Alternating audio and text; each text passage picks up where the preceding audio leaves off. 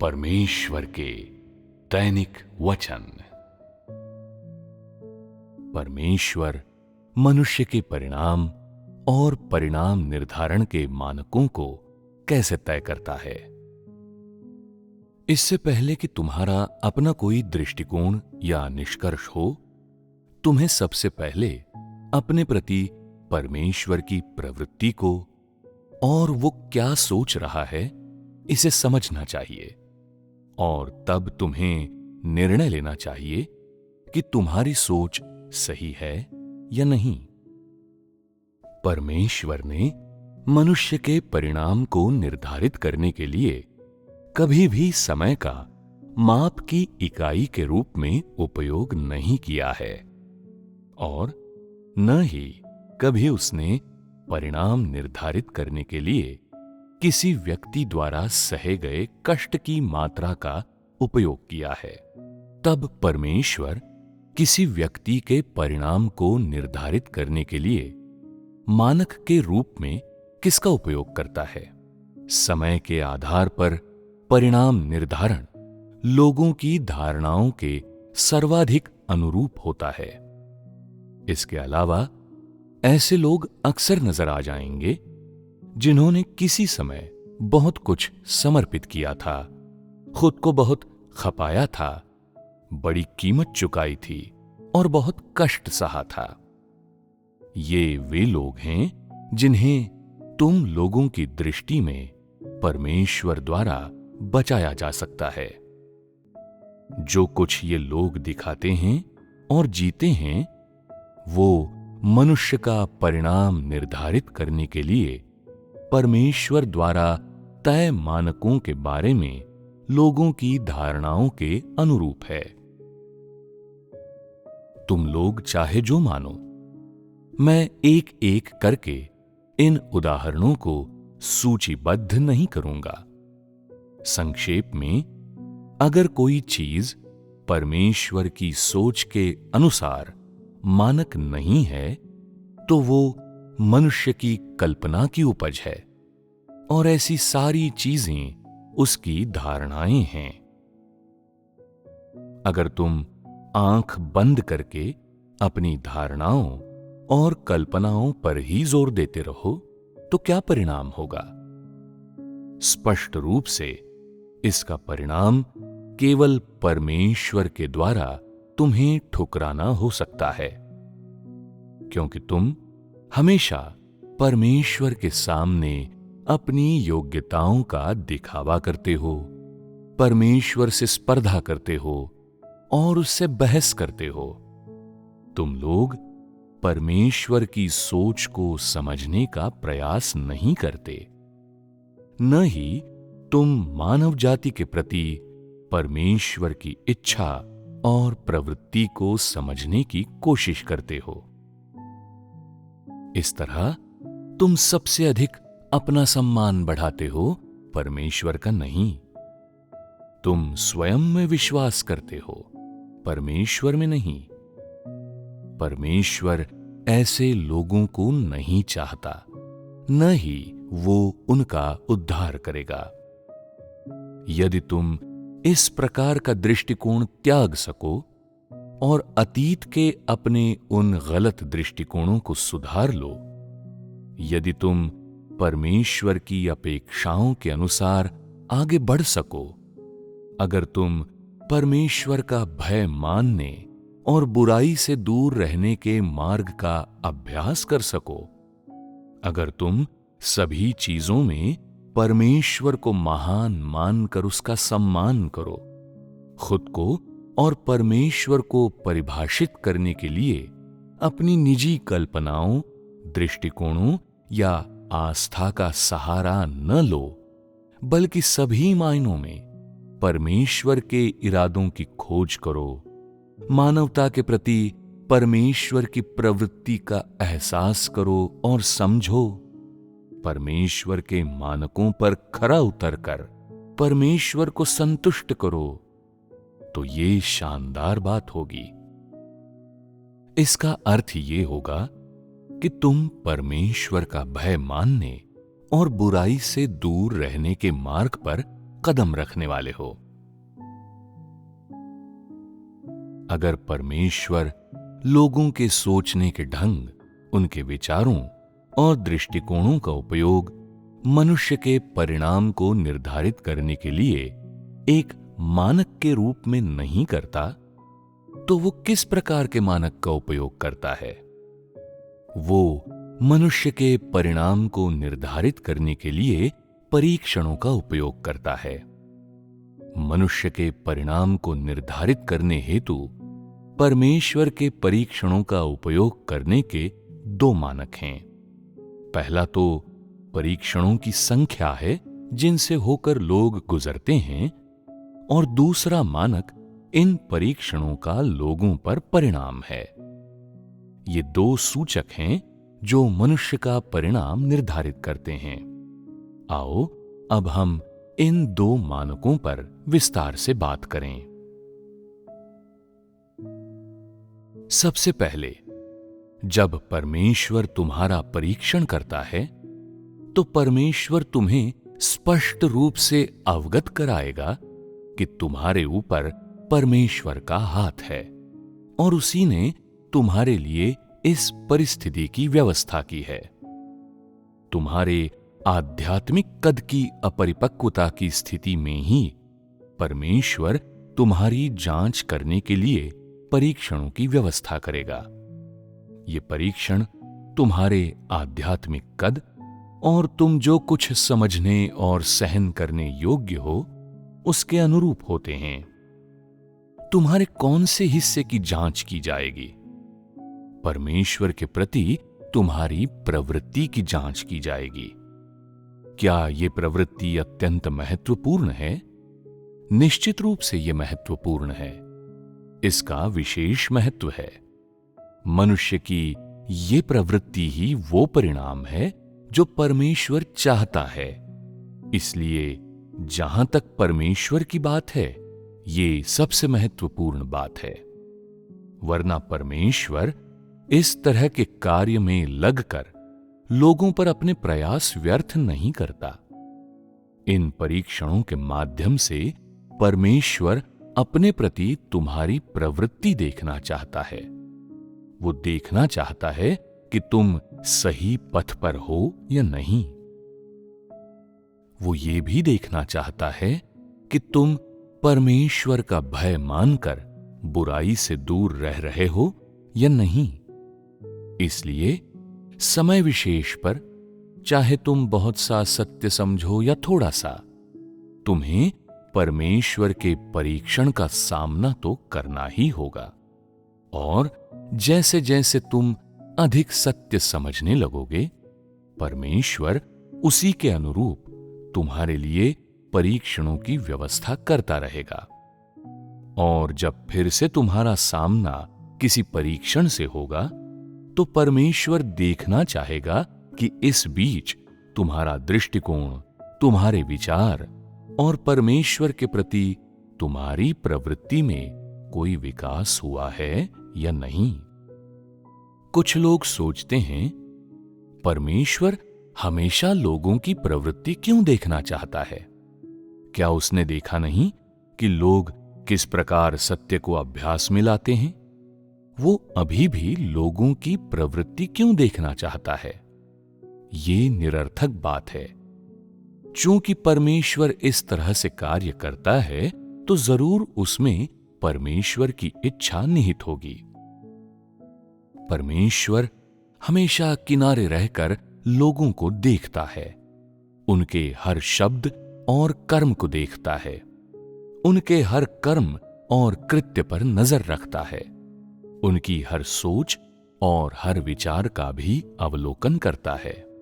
वो लोगों के साथ होने वाली हर घटना को ध्यान में रखता है, उनके नेक कर्मों को, उनके दोषों को, उनके अपराधों को, यहां तक कि उनके विद्रोह और विश्वासघात को भी। परमेश्वर उनके परिणाम को निर्धारित करने के लिए इन्हें सबूत के रूप में अपने पास रखता है। जैसे जैसे परमेश्वर का कार्य आगे बढ़ेगा, तुम ज्यादा से ज्यादा सत्य सुनकर ज्यादा से ज्यादा सकारात्मक बातों और जानकारी को स्वीकार करोगे और तुम अधिक से अधिक सत्य की वास्तविकता प्राप्त करोगे। इस प्रक्रिया के दौरान तुमसे परमेश्वर की अपेक्षाएं भी बढ़ेंगी।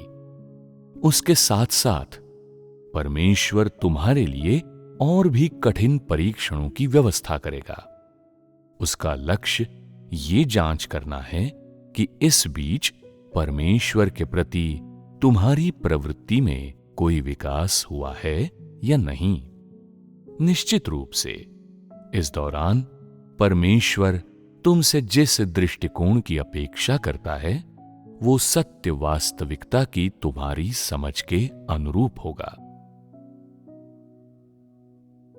जैसे जैसे तुम्हारा आध्यात्मिक कद बढ़ेगा वैसे वैसे वो मानक भी बढ़ता जाएगा जिसकी अपेक्षा परमेश्वर तुमसे करता है। जब तक तुम अपरिपक्व हो तब तक परमेश्वर तुम्हें एक बहुत ही निम्न मानक देगा। जब तुम्हारा आध्यात्मिक कद थोड़ा बड़ा होगा तो परमेश्वर तुम्हें थोड़ा ऊंचा मानक देगा। परंतु जब तुम सारे सत्य समझ जाओगे तब परमेश्वर क्या करेगा? परमेश्वर तुमसे और भी अधिक बड़े परीक्षणों का सामना करवाएगा। इन परीक्षणों के बीच परमेश्वर जो कुछ तुमसे पाना चाहता है, जो कुछ तुमसे देखना चाहता है, वो है कि परमेश्वर के बारे में तुम्हारा गहन ज्ञान और उसके प्रति तुम्हारी सच्ची श्रद्धा। इस समय तुमसे परमेश्वर की अपेक्षाएं पहले की तुलना में, जब तुम्हारा आध्यात्मिक कद अपरिपक्व था, और ऊंची और अधिक कठोर होंगी। जब परमेश्वर लोगों की परीक्षा लेता है तो परमेश्वर किस प्रकार की वास्तविकता की रचना करना चाहता है? परमेश्वर लगातार चाहता है कि लोग उसे अपना हृदय दें। कुछ लोग कहेंगे, मैं अपना हृदय कैसे दे सकता हूं? मैंने अपना कर्तव्य पूरा कर दिया, अपना घर-बार, रोजी रोटी त्याग दी, खुद को खपा दिया। क्या ये सब परमेश्वर को अपना हृदय देने के उदाहरण नहीं हैं? मैं और कैसे परमेश्वर को अपना हृदय दूं? क्या ऐसा हो सकता है कि वास्तव में ये तरीके परमेश्वर को अपना हृदय देने के नहीं थे? परमेश्वर की विशिष्ट अपेक्षा क्या है? अपेक्षा बहुत साधारण है। वास्तव में कुछ लोग परीक्षणों के अलग अलग चरणों में विभिन्न स्तर पर अपना हृदय पहले ही परमेश्वर को दे चुके होते हैं, परंतु ज्यादातर लोग अपना हृदय परमेश्वर को कभी नहीं देते। जब परमेश्वर तुम्हारी परीक्षा लेता है तब वो देखता है कि तुम्हारा हृदय परमेश्वर के साथ है, शरीर के साथ है या शैतान के साथ है। जब परमेश्वर तुम्हारी परीक्षा लेता है तब परमेश्वर देखता है कि तुम परमेश्वर के विरोध में खड़े हो या तुम ऐसी स्थिति में खड़े हो जो परमेश्वर के अनुरूप है, और वो ये देखता है कि तुम्हारा हृदय उसकी तरफ है या नहीं। जब तुम अपरिपक्व होते हो और परीक्षणों का सामना कर रहे होते हो तब तुम्हारा आत्मविश्वास बहुत ही कम होता है और तुम्हें ठीक से पता नहीं होता कि वो क्या है जिससे तुम परमेश्वर के इरादों को संतुष्ट कर सकते हो, क्योंकि तुम्हें सत्य की एक सीमित समझ है। लेकिन अगर तुम ईमानदारी और सच्चाई से परमेश्वर से प्रार्थना करो, परमेश्वर को अपना हृदय देने के लिए तैयार हो जाओ, परमेश्वर को अपना अधिपति बना सको और वे चीजें अर्पित करने के लिए तैयार हो जाओ जिन्हें तुम अत्यंत बहुमूल्य मानते हो, तो तुम पहले ही उसे अपना दिल दे चुके हो। जब तुम अधिक धर्मोपदेश सुनोगे और अधिक सत्य समझोगे तो तुम्हारा आध्यात्मिक कद भी धीरे धीरे परिपक्व होता जाएगा। इस समय तुमसे परमेश्वर की वे अपेक्षाएं नहीं होंगी जो तब थीं जब तुम अपरिपक्व थे। उसे तुमसे अधिक ऊंचे स्तर की अपेक्षा होगी। जैसे जैसे लोग परमेश्वर को अपना हृदय देते हैं, वो परमेश्वर के निकटतर आते हैं। जब लोग सचमुच परमेश्वर के निकट आ जाते हैं, तो उनका हृदय परमेश्वर के प्रति और भी अधिक श्रद्धा रखने लगता है। परमेश्वर को ऐसा ही हृदय चाहिए। जब परमेश्वर किसी का हृदय पाना चाहता है, तो वो उसकी अनगिनत परीक्षाएं लेता है। इन परीक्षणों के दौरान यदि परमेश्वर उस व्यक्ति के हृदय को नहीं पाता है, या वो उस व्यक्ति में किसी तरह की प्रवृत्ति नहीं देखता, यानी वो उस व्यक्ति को उस तरह से अभ्यास या व्यवहार करते नहीं देखता जिससे परमेश्वर के प्रति उसकी श्रद्धा नजर आए, और अगर उसे उस व्यक्ति में बुराई से दूर रहने की प्रवृत्ति तथा दृढ़ता नजर न आए, तो अनगिनत परीक्षणों के बाद ऐसे व्यक्ति के प्रति परमेश्वर का धैर्य टूट जाएगा और वो उसे बर्दाश्त नहीं करेगा, उसका परीक्षण नहीं लेगा और उस पर कार्य नहीं करेगा। तो उस व्यक्ति के परिणाम के लिए इसका क्या अर्थ है? इसका अर्थ है कि उसका कोई परिणाम नहीं होगा। संभव है ऐसे व्यक्ति ने कुछ बुरा न किया हो, संभव है उसने कोई रुकावट या परेशानी पैदा करने के लिए कुछ न किया हो, शायद उसने खुलकर परमेश्वर का प्रतिरोध न किया हो, लेकिन ऐसे व्यक्ति का हृदय परमेश्वर से छिपा रहता है। परमेश्वर के प्रति उसकी प्रवृत्ति और दृष्टिकोण कभी स्पष्ट नहीं रहा है। परमेश्वर स्पष्ट रूप से नहीं देख पाता कि उसका हृदय परमेश्वर को दिया गया है या नहीं, या ऐसा व्यक्ति परमेश्वर का भय मानकर बुराई से दूर रहने का प्रयास कर रहा है या नहीं। ऐसे लोगों के प्रति परमेश्वर का धैर्य जवाब देने लगता है, और अब वो उनके लिए कोई कीमत नहीं चुकाएगा। वो उन पर दया नहीं करेगा या उन पर कार्य नहीं करेगा। ऐसे व्यक्ति के परमेश्वर में विश्वास का जीवन पहले ही समाप्त हो चुका होता है, क्योंकि उन सभी परीक्षणों में जो परमेश्वर ने इस व्यक्ति को दिए हैं, परमेश्वर ने वो परिणाम प्राप्त नहीं किया जो वो चाहता है। इस प्रकार ऐसे बहुत से लोग हैं जिनमें मैंने कभी भी पवित्र आत्मा की प्रबुद्धता और रोशनी नहीं देखी। इसे देखना कैसे संभव है? शायद इस प्रकार के व्यक्तियों ने बहुत वर्षों से परमेश्वर में विश्वास किया हो और सतही तौर पर वे बहुत सक्रिय रहे हों। उनका व्यवहार काफी जोशीला रहा हो। उन्होंने बहुत सी पुस्तकें पढ़ी हों, बहुत से मामलों को संभाला हो, दर्जनों नोटबुक भर दी हों और बहुत से वचनों और सिद्धांतों पर महारत हासिल कर ली हो, लेकिन उनमें कभी कोई स्पष्ट प्रगति नहीं हुई। परमेश्वर के प्रति उनका दृष्टिकोण अदृश्य रहता है और उनकी प्रवृत्ति अभी भी अस्पष्ट है। यानी ऐसे व्यक्तियों के हृदय को नहीं देखा जा सकता। वे हमेशा ढके हुए और सील बंद लिफाफे की तरह रहते हैं। वे परमेश्वर के प्रति सील बंद रहते हैं। इसका परिणाम यह होता है कि परमेश्वर ने उनके सच्चे हृदय को कभी देखा ही नहीं होता। उसने अपने प्रति ऐसे व्यक्ति में सच्ची श्रद्धा कभी देखी ही नहीं, और तो और उसने कभी नहीं देखा कि ऐसा व्यक्ति परमेश्वर के मार्ग पर कैसे चलता है। यदि अब तक भी परमेश्वर ने ऐसे व्यक्ति को प्राप्त नहीं किया है, तो क्या वो उन्हें भविष्य में प्राप्त कर सकता है? नहीं। क्या परमेश्वर उन चीजों के लिए प्रयास करता रहेगा जिन्हें प्राप्त नहीं किया जा सकता? नहीं। तब ऐसे लोगों के प्रति आज परमेश्वर की प्रवृत्ति क्या है?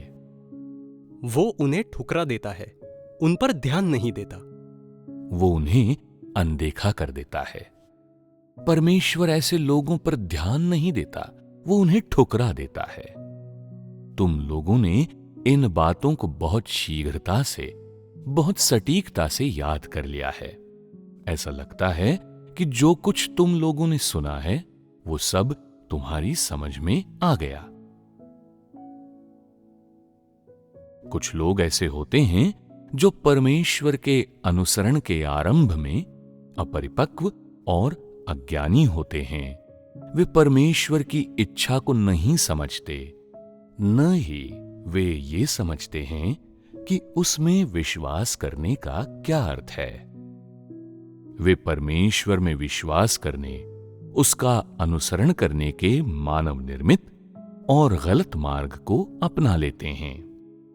जब इस प्रकार के व्यक्ति का सामना किसी परीक्षण से होता है तो उन्हें इसका पता ही नहीं होता। वे परमेश्वर के मार्गदर्शन और प्रबुद्धता के प्रति सुन्न होते हैं। वे नहीं जानते कि परमेश्वर को अपना हृदय देना क्या होता है, या किसी परीक्षण के दौरान दृढ़ता से खड़ा रहना क्या होता है। परमेश्वर ऐसे लोगों को सीमित समय देगा और इस दौरान वो उन्हें समझने देगा कि उसके परीक्षण और इरादे क्या हैं। बाद में इन लोगों को अपना दृष्टिकोण प्रदर्शित करना होता है। जो लोग इस चरण में हैं, उनकी परमेश्वर अभी भी प्रतीक्षा कर रहा है। जहां तक उनकी बात है, जिनके कुछ दृष्टिकोण तो हैं, फिर भी डगमगाते रहते हैं, जो अपना हृदय परमेश्वर को देना तो चाहते हैं, किंतु ऐसा करने के लिए सामंजस्य स्थापित नहीं कर पाए हैं, जो कुछ मूल सत्यों को अभ्यास में लाने के बावजूद किसी बड़े परीक्षण से सामना होने पर छुपना और हार मान लेना चाहते हैं। उन लोगों के प्रति परमेश्वर की प्रवृत्ति क्या है? परमेश्वर अभी भी ऐसे लोगों से थोड़ी बहुत अपेक्षा रखता है। परिणाम उनके दृष्टिकोण एवं प्रदर्शन पर निर्भर करता है। यदि लोग प्रगति करने के लिए सक्रिय नहीं होते तो परमेश्वर क्या करता है? वो उनसे आशा रखना छोड़ देता है। ऐसा इसलिए है क्योंकि परमेश्वर के तुमसे आशा छोड़ने से पहले ही तुमने स्वयं से आशा छोड़ दी है। इस प्रकार ऐसा करने के लिए तुम परमेश्वर को दोष नहीं दे सकते, है ना? क्या ये उचित है? हाँ, उचित है।